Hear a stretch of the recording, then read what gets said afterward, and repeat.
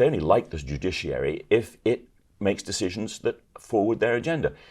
The 6-3 majority of Republican appointees, that is to say, of constitutionalists and originalists and textualists, means that the left is not getting its way on in the courts in the way that it was. That's why we see the left wanting to tamper with the court. They call it reform. They want to pack the court with liberal judges. Welcome to The Debrief, where we talk with the Washington Examiner's top journalists about the headlines they're covering and where the story's going next. I'm Sarah Bedford, and I'm here today with Editor-in-Chief Hugo Gurdon.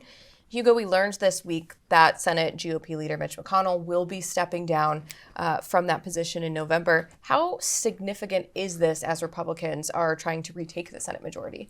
Well, it's very significant indeed. Not only has he been leader for a record length of time and achieved very considerable things, for example, being probably more significant and controlling the appointment, the nomination and the success and the confirmation of 3 Supreme Court judges. And he was also instrumental in helping the 2017 tax reforms go through. But he has also helped the election even of some of the senators who dislike him, like J.D. Vance. So he's been a very effective leader. And his skills and his talents and his knowledge will possibly be quite sorely missed in the future.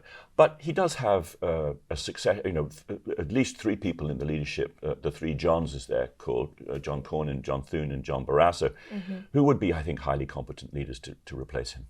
Yeah, you mentioned that one pretty crucial part of the McConnell legacy, helping to secure the 6-3 Republican-appointed majority on the Supreme Court, that is taking on new significance this year in particular, isn't it?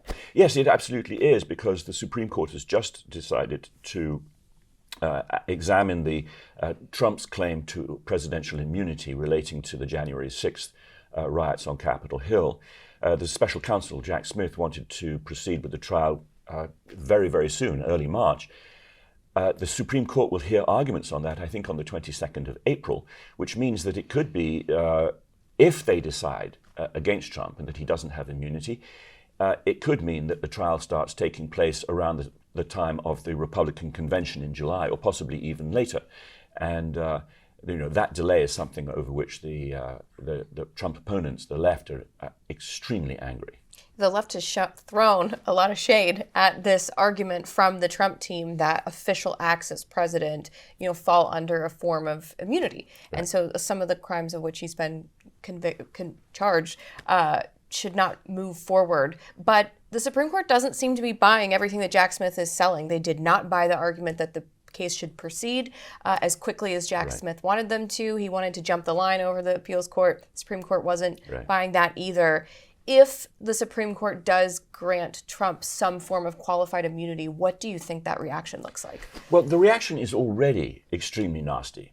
The Supreme Court has, the majority, particularly those who were nominated by Trump, have been accused of being Christo-fascists and traitors on the left. That was the instant response, just for the Supreme Court deciding that it would take the case. Particularly as it had not taken it a month ago, which is what Jack Smith wanted, even though, of course, the liberal 3 on the court did not dissent from that decision. If it decides that Trump does enjoy some immunity, there will be a further explosion of rage on the left. It's very significant, I think, that the left loves to use the court to get its way on legislation. It is, over the course of perhaps a generation or more, it has turned or tried to turn the federal courts into an arm of the legislature for policies which they cannot get through the legislature.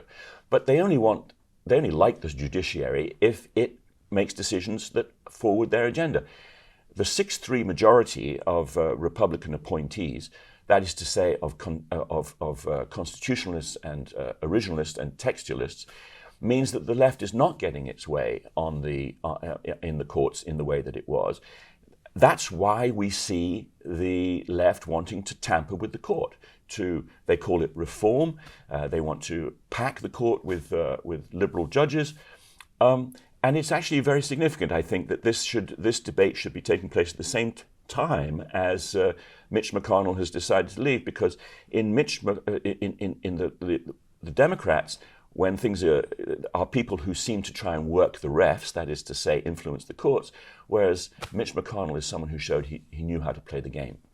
Well, Hugo, thank you so much for being here today. Thank you. You can read more from Hugo and the rest of the commentary team at WashingtonExaminer.com.